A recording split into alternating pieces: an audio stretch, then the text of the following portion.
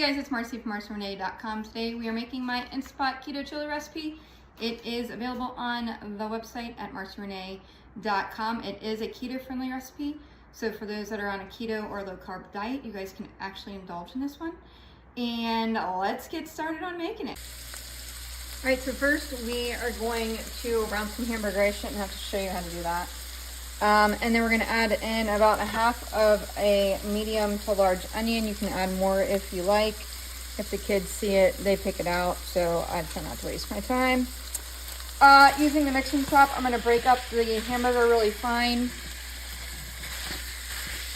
as that's how we like our chili.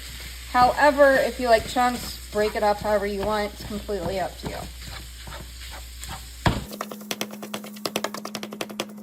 All right, we are gonna allow that to do its thing and cook. All right, guys, now that I've cooked the hamburger, I've drained it. I'm adding in that with the onions to the Instant Pot.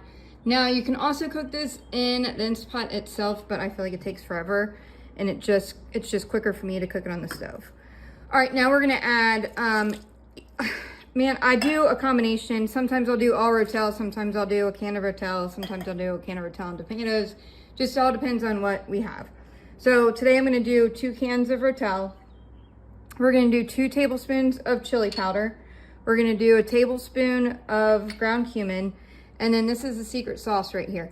This is a tablespoon of curry powder.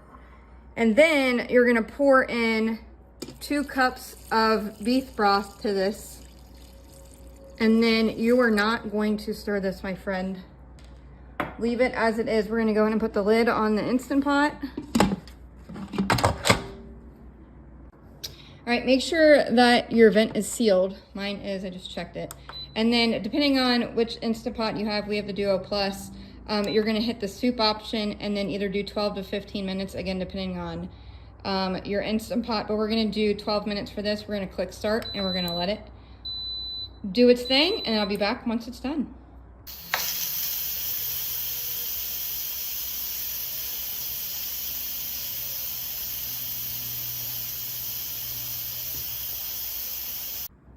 All right, guys, once the pin has dropped, go ahead and carefully open your lid. And that is what it's gonna look like. Now, if you would like to add in tomato paste now, you can. It's gonna thicken it up quite a bit. I use about a small can of tomato paste to thicken it up. If you like it a little bit runnier, you can leave it as is.